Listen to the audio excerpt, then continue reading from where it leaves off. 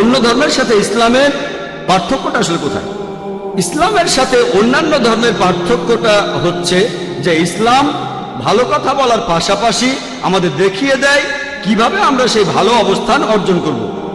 যেমন ধরেন, বেশিরভাগ ধর্মই বলে চুরি করা উচিত না, হিন্দু ধর্ম বলে, খ্রিস্টান ধর্ম বলে, ইসলামও একই কথা বলে। তাহলে ইসলামের সাথে অন্যান্য ধর্মের পার্থক্যটা কোথায়?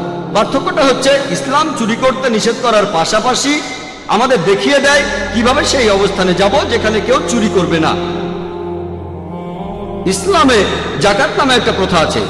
ইসলাম ধর্মের একটা স্তম্ভ হলো জাকাত, যে প্রত্যেক ধনী লোক যার সঞ্চয়ের পরিমাণ তার নিসাবের স্তরের উপরে, অর্থাৎ 85 গ্রাম সোনার চাইতে বেশি, সেই লোক তখন তার সম্পত্তির মোট 2.5% প্রতি হিজরি সালে গরিব মানুষদের মাঝে দান করে দিবে। যদি প্রত্যেক ধনী মুসলিম দান করে, জাকাত দেয়, পৃথিবী থেকে দারিদ্র তাহলে বিলুপ্ত হয়ে যাবে। তখন পৃথিবীতে একটা মানুষও না খেয়ে মরবে না।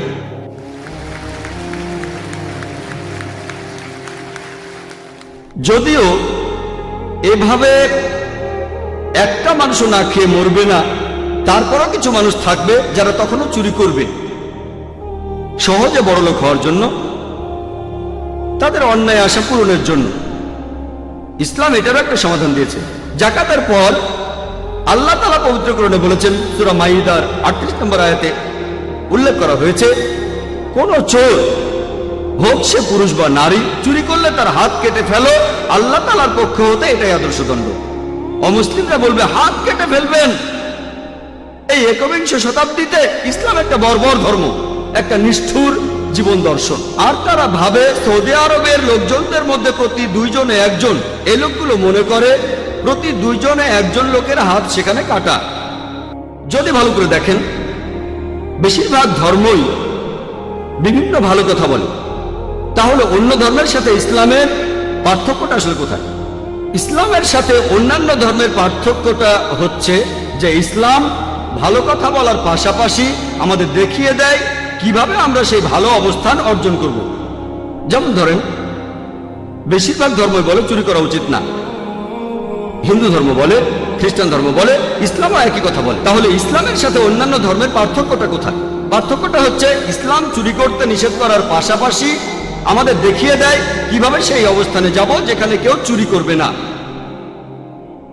ইসলামে জাকাত নামে একটা প্রথা আছে। ইসলাম ধর্মের একটা স্তম্ভ হলো জাকাত, যে প্রত্যেক ধনী লোক যার সঞ্চয়ের পরিমাণ তার নিসাবের স্তরের উপরে, অর্থাৎ 85 গ্রাম সোনার চাইতে বেশি, সেই লোক তখন তার সম্পত্তির মোট 2.5% প্রতি হিজরি সালে গরিব মানুষদের মাঝে দান করে দিবে। যদি প্রত্যেক ধনী মুসলিম দান করে, জাকাত দেয়, পৃথিবী থেকে দারিদ্র তাহলে বিলুপ্ত হয়ে যাবে। তখন পৃথিবীতে একটা মানুষও না খেয়ে মরবে না।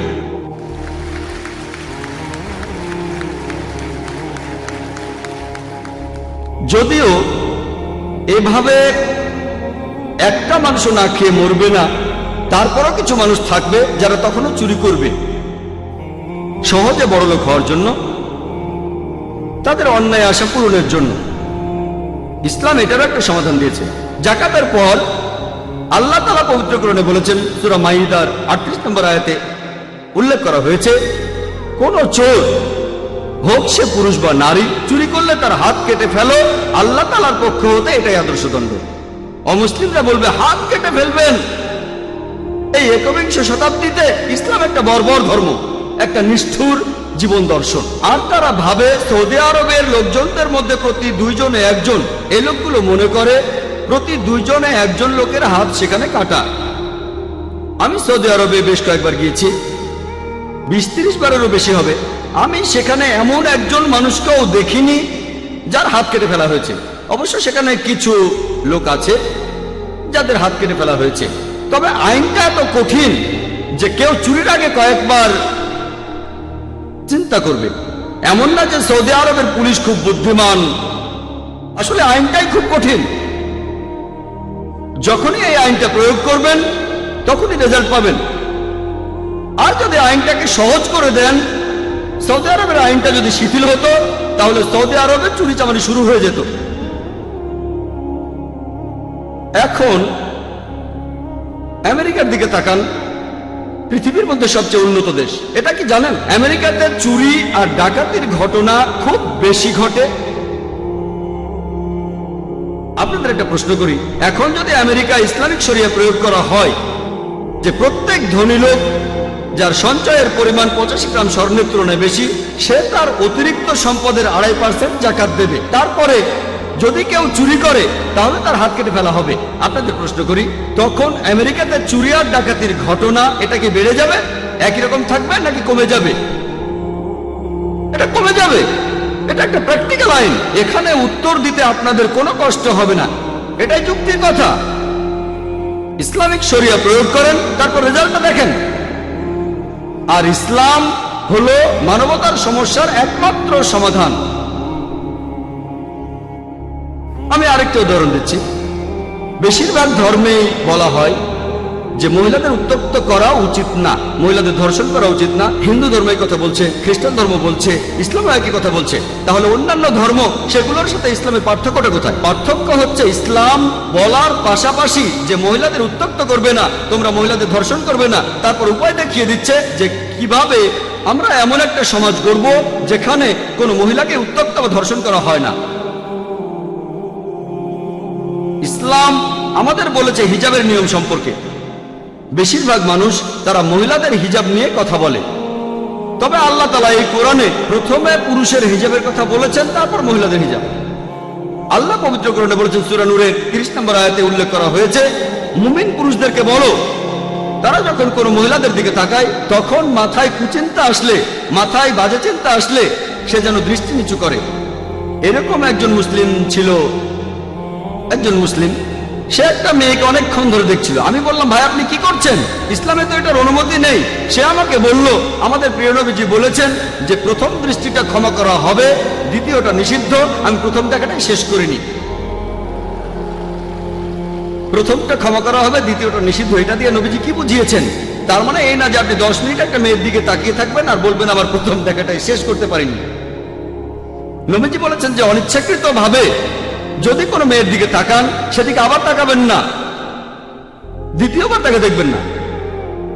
পরের আয়াতে বলা হয়েছে মহিলাদের হিজাবের কথা। আল্লাহ পবিত্র কোরআনে সূরা নূরের 31 নম্বর আয়াতে বলেছেন, আল্লাহ বলেছেন, আর মুমিন নারীদেরকে বলো তারা দৃষ্টি সংযত করবে, লজ্জাস্থান হেফাজত করবে। সাধারণত যে অংশ দেখা দেয় সেটা ছাড়া যেন তাদের সৌন্দর্য প্রকাশ না করে। তারা যেন মাথায় কাপড় দেয়, বক্ষদেশ আবৃত করে। তারা তাদের সৌন্দর্য প্রকাশ করবে শুধুমাত্র তাদের বাবা, তাদের ভাই, স্বামী, এমন কিছু নিকটাত্মীয়ের সামনে, সেই সব পুরুষের সামনে যাদেরকে বিয়ে করতে পারবে না। এক কথায় হিজাবের মোট 6টা নিয়ম আছে, পবিত্র কোরআনে বলা হয়েছে এবং নবীজি সাল্লাল্লাহু আলাইহি সাল্লামের হাদিসেও আছে। প্রথমটা হচ্ছে হিজাবের সীমা। পুরুষদের জন্য হিজাব নাভি থেকে হাঁটু পর্যন্ত, মহিলাদের ক্ষেত্রে পুরো শরীর ঢাকতে হবে। যে অংশ অনাবৃত থাকতে পারে সেটা মুখমণ্ডল আর কবজি পর্যন্ত হাত। বাকি 5টা নিয়ম পুরুষ আর মহিলাদের জন্য একই। দ্বিতীয়টা হচ্ছে তাদের পোশাক এমন আঁটোসাঁটো হবে না যাতে শরীরের গঠন বোঝা যায়। তৃতীয়, তারা যে পোশাক পরবে সেটা এমন স্বচ্ছ হবে না যাতে পোশাকের ভেতরে দেখা যায়। চতুর্থ, তাদের পোশাক এতটা আকর্ষণীয় হবে না যাতে বিপরীত লিঙ্গের আকর্ষণ হয়। পঞ্চম, পোশাক অবিশ্বাসীদের পোশাকের মতো হবে না। আর ষষ্ঠ, তাদের পোশাক বিপরীত লিঙ্গের পোশাকের মতো হবে না।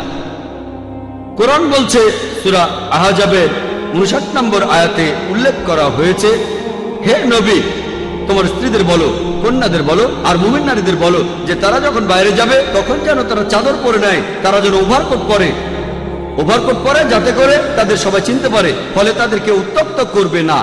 কোরআন বলছে মহিলাদের জন্য হিজাবের ব্যবস্থা করা হয়েছে যাতে করে তাদেরকে সবাই চিনতে পারে আর কেউ যেন তাদের উত্তপ্ত না করে। আমি আপনাদের একটা সহজ প্রশ্ন করি, যে ধরেন দুইজন বোন, তারা যমজ বোন, দুজনেই খুব সুন্দরী, দুজনে একই রকম সুন্দরী, আর তাদের একজন সে পশ্চিমাদের মতো পোশাক পরেছে, মিনিস্কার্ট আর শার্ট, আর তার যমজ বোন সে ইসলামিক হিজাব পরেছে, পুরো শরীর ঢাকা, শুধু মুখমণ্ডল আর কবজি পর্যন্ত হাত খোলা। ধরেন রাস্তা দিয়ে তারা হেঁটে যাচ্ছে, মনে করেন বোম্বেতে কোনো রাস্তা দিয়ে হেঁটে যাচ্ছে, অনেকেই তাদের খেয়াল করছে। ধরেন তারা বোম্বের কোনো রাস্তা দিয়ে হেঁটে যাচ্ছে, তখন সেই রাস্তার পাশে এক মাস্তান সেখানে শিকারের জন্য অপেক্ষা করছে, মেয়েদের উত্তক্ত করার জন্য। আপনাদের প্রশ্ন করি, সে কোন মেয়েটাকে উত্তক্ত করবে? সে কি মিনিস্কার্ট পরা সেই মেয়েটাকে উত্তক্ত করবে, নাকি হিজাব পরা মেয়েটাকে উত্তক্ত করবে? সে কাকে উত্তক্ত করবে? মাস্তানটা উত্তক্ত করবে মিনিস্কার্ট পরা মেয়েটাকে। কোরআন সেজন্য বলছে মহিলাদের জন্য হিজাবের ব্যবস্থা করা হয়েছে, যাতে করে তারা বাইরে গেলে তাদের চিনতে পারে, যাতে করে কেউ তাদের উত্ত্যক্ত না করে। এরপরে ইসলামিক শরিয়া বলছে কোন পুরুষ কোন মহিলাকে ধর্ষণ করলে তাকে সর্বোচ্চ শাস্তি দেয়া হবে মৃত্যুদণ্ড। অনেক অমুসলিমই বলবে মৃত্যুদণ্ড? বর্তমানের বিজ্ঞান ও প্রযুক্তির যুগে এই একবিংশ শতাব্দীতে ইসলাম একটা বর্বর ধর্ম, এটা একটা নিষ্ঠুর জীবন দর্শন। কিন্তু যদি তাদের প্রশ্ন করেন, আমি একটা প্রশ্ন করেছি প্রায় 2000 অমুসলিমকে, যে আল্লাহ না করুক ধরেন কেউ ধর্ষণ করলো আপনার মাকে বা ধর্ষণ করলো আপনার বোনকে, আর ধরেন সেখানে আপনি বিচারক এবং সেই ধর্ষককে আপনার সামনে আনা হলো, ওই ধর্ষককে আপনি কি শাস্তি দেবেন? বিশ্বাস করেন 100% সেই অমুসলিমদের সবাই বলেছে আমি মৃত্যুদণ্ড দেব। অনেকে আমাকে বলেছে তাকে খুব যন্ত্রণা দিয়ে হত্যা করব। সেখানে একজন খুব স্মার্ট লোক অন্যরকম বলেছিল। সে আমাকে বলেছিল, ভাই জাকির, আমি তাকে দেব 5 বছরের কারাদণ্ড। বললাম ভালো। তারপর বললাম যে আমেরিকার পরিসংখ্যান অনুযায়ী সেই সব লোকগুলো ধর্ষণের দায়ে যাদের সাজা হয়েছে আর যারা কারাদণ্ড ভোগ করেছে তারা বের হয়ে আসলে 95% আবার ধর্ষণ করে। যদি চান আপনার মা আবার ধর্ষিত হোক, সেটা আপনার ব্যাপার, আমরা মুসলিমরা এটা চাই না। সে তখন বলল, এরকম যদি হয় তাহলে তো প্রথমেই মৃত্যুদণ্ড দেব। বর্তমানে আমেরিকা হচ্ছে পৃথিবীর সবচেয়ে উন্নত দেশ। আপনারা কি জানেন যে আমেরিকাতে ধর্ষণের সংখ্যা খুব বেশি? শুধুমাত্র FBI এর 90 সালের পরিসংখ্যানই বলছে প্রতিদিন 1756 জন ধর্ষিত হয়েছে। এরপর 96 সালের পরিসংখ্যান, সেটা বলছে যে গড়ে প্রতিদিন 2713 জন মহিলা ধর্ষিত হয়েছে। তার মানে আমেরিকায় প্রতি 32 সেকেন্ডে একজন মহিলা ধর্ষিত হয়েছে। আমরা এই অনুষ্ঠানে আছি প্রায় 1.5 ঘন্টা। আমেরিকায় হয়তো শখানেক মহিলা ধর্ষিত হয়ে গেছে যতক্ষণ আমরা এখানে আছি। আপনাদের একটা প্রশ্ন করি, যদি আমরা আমেরিকায় ইসলামিক শরিয়া প্রয়োগ করি, যদি কোনো পুরুষ কোনো মহিলার দিকে তাকায়, তার মনে কোনো খারাপ চিন্তা আসলে সে দৃষ্টি নিচু করবে। এরপরে প্রত্যেক মহিলা তারা খুব ভদ্রভাবে থাকবে, পুরো শরীর ঢাকা, শুধু মুখ আর হাতের কবজি খোলা থাকবে। তারপরেও কোনো পুরুষ ধর্ষণ করলে সে সর্বোচ্চ শাস্তি পাবে মৃত্যুদণ্ড। আমি আপনাদের প্রশ্ন করি, আমেরিকাতে মহিলা ধর্ষণের হার সেটা কি বাড়বে নাকি একই রকম থাকবে না কমে যাবে? এটা কমে যাবে। সহজ প্রশ্ন, সহজ উত্তর। এগুলো জানতে বিশেষজ্ঞ হওয়া লাগবে না, শরিয়া প্রয়োগ করেন তাহলে ফলাফল পাবেন। তবে যেহেতু সমাধানটা দিচ্ছে ইসলাম, তাই তারা হজম করতে পারে না। এই কয়েক বছর আগে ইন্ডিয়ার স্বরাষ্ট্রমন্ত্রী LK আদবানি তিনি পার্লামেন্টে বলেছিলেন, প্রস্তাব করেছিলেন যে ইন্ডিয়াতেও একজন ধর্ষকের শাস্তি হওয়া উচিত মৃত্যুদণ্ড। আর আমি সেজন্য তাকে অভিনন্দন জানাই। আমি হয়তো তার অনেক কথাই মানি না, তবে এই বক্তব্যটার কথা বললে আমি তার সঙ্গে একমত যে ধর্ষকের শাস্তি মৃত্যুদণ্ড। হয়তো এর পরের স্বরাষ্ট্রমন্ত্রী বলবেন যে ইন্ডিয়াতে প্রত্যেক মহিলা তারা সবাই হিজাব পরবে ইনশাআল্লাহ। যদি চান যে ইন্ডিয়াতে কোনো মহিলা ধর্ষিত হবে না, পৃথিবীর যে কোনো জায়গায়, সেটা হোক আমেরিকা বা ইংল্যান্ড, ইসলামিক শরিয়া প্রয়োগ করেন, আপনি এর ফলাফল পাবেন তাড়াতাড়ি। এই কারণে পৃথিবীতে সবচেয়ে কম ধর্ষণের ঘটনা ঘটে যে দেশটাতে, সেটা সৌদি আরব। যে দেশ ইসলামিক শরিয়া প্রয়োগ করবে, তারা যে অংশটা প্রয়োগ করবে তখনই তার ফলাফল পাবে, আর যে অংশটা প্রয়োগ করবে না তার ফলাফল পাবে না। তারা আরো বলে যে ইসলাম হলো এমন একটা ধর্ম যেটা মহিলাদের উপর অত্যাচার করে, মহিলাদের সম্মান করে না। বিস্তারিত উত্তরটা জানার জন্য আপনারা আবার ভিডিও ক্যাসেট দেখতে পারেন ইসলামে নারী। তবে যদি আপনারা ভালো করে দেখেন যে পশ্চিমা সমাজ মহিলাদের সম্মান দেওয়ার নামে তারা আসলে তাদের অসম্মান করছে। তারা মহিলাদের নাকি উঁচু আসন বসিয়েছে, কিন্তু আসলে এই ছদ্মবেশে মহিলাদের সম্মান ধুলোয় মিশাচ্ছে, তাদের প্রতারিত করছে, তাদের শরীরের উপর অত্যাচার করছে। পশ্চিমা বিশ্ব মহিলাদের উঁচু অবস্থানে বসানোর কথা বললেও আসলে তাদের নিচে নামিয়ে দিয়েছে, তাদেরকে বানিয়েছে উপপত্নী, রক্ষিতা আর আমোদ প্রমোদের সঙ্গী। মহিলারা মনোরঞ্জন করে তাদের যারা রয়েছে আর্ট আর কালচারের রঙিন পর্দার পেছনে। এইসব আর্ট কালচার আর নারী স্বাধীনতার নামে পশ্চিমা বিশ্ব কি করছে দেখেন। আমাদের মেয়েদের বিক্রি করছে, আমাদের মায়েদের বিক্রি করছে, আমাদের বোনদের বিক্রি করছে। আর ইন্ডিয়া, আপনারা দেখবেন যে পশ্চিমা বিশ্ব যেটা করছে ইন্ডিয়ার সেটা শুরু করে দিয়েছে। ভালো কাজে অনুসরণ করলে কোনো আপত্তি নেই। আমি যখন স্কুলে ছিলাম 20 বছরেরও বেশি সময় আগে, বেশিরভাগ নিউজ পেপারেই অশ্লীল ছবি থাকতো না। তখনকার পেপারে দেখা যেত অশ্লীল ছবি কম থাকতো, কিন্তু এখন আপনারা যে কোনো নিউজ পেপার দেখেন, হোক leading news paper, daily news paper, তাদের বেশিরভাগ প্রায় সবগুলো পেপারে অশ্লীল ছবি দেখবেন। এমনকি খেলার পাতাতেও সেখানে কি দেখবেন? ফুটবল স্টার তার গার্লফ্রেন্ডের সাথে ফুটবলের কি সম্পর্কটা? পেপারের কাটতি বাড়াতে চায়। নারী স্বাধীনতা, রোনালদিনহো, আরো কি যেন নাম, আমি ফুটবল স্টারদের তেমন নাম জানি না, তার গার্লফ্রেন্ডের সাথে ছবি। ক্রিকেটারদের ছবি দেখবেন, সেখানেও তাদের গার্লফ্রেন্ড।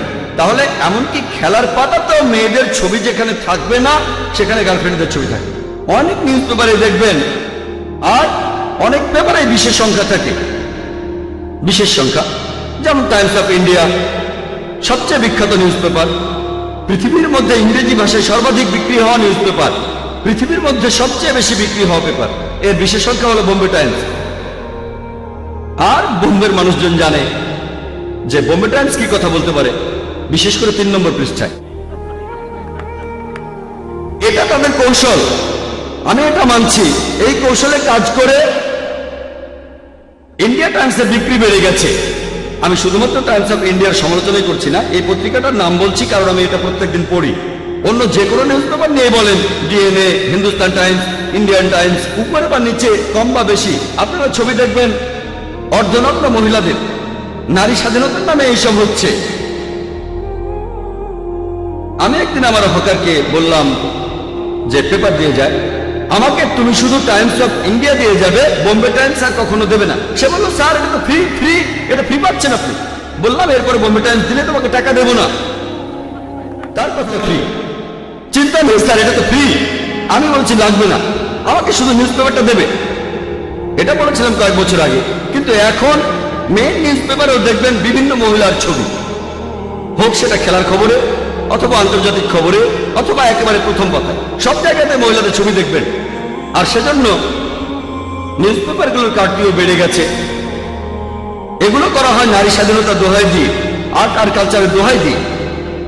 বিভিন্ন অ্যাডে আপনারা দেখবেন বেশিরভাগ অ্যাডেই মহিলা থাকে।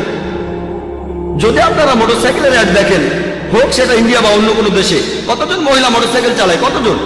পার্সেন্টেজে 1%-এরও কম। ইন্ডিয়াতে 1%-এরও কম, আর অন্যান্য দেশেও। কিন্তু দেখবেন মোটরসাইকেলের অ্যাডে অবশ্যই মহিলা থাকবে। কি জন্য? একবার আমি শুনেছিলাম যে খুব বিখ্যাত BMW এর অ্যাড, BMW এর অ্যাড খুব বিখ্যাত। BMW গাড়ি, এটা মার্সিডিজ বেঞ্জের মতো এই দামি গাড়ি। কম বয়সীদের জন্য BMW খুব প্রিয়, এর পিকআপ ভালো, অনেক দ্রুত চলে। একবার শুনেছিলাম যে BMW গাড়ির একটা অ্যাডে গাড়ির সামনে একটা মেয়ে বিকিনি পরে দাঁড়িয়ে আছে গাড়ির সামনে, আর লেখা আছে, এখনই একে চালানো শুরু করুন। মেয়েটাকে না গাড়িটাকে। এটা আপনারা কি করছেন? বিক্রি করছেন আপনার মেয়েদের, মায়েদের, বোনদের। ইসলাম এইরকম কোন নারী স্বাধীনতায় বিশ্বাস করে না। যদি আপনি বলেন এটাই হলো নারী স্বাধীনতা, তাহলে এটার কোনো প্রয়োজন নেই।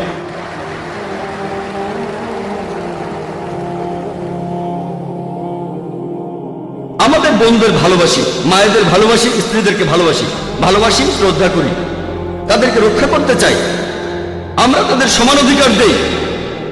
ইসলাম ধর্মে নারীর অধিকার সম্পর্কে বিস্তারিত জানতে চাইলে আমার ভিডিও ক্যাসেট দেখতে পারেন, ইসলাম ধর্মে নারীর অধিকার।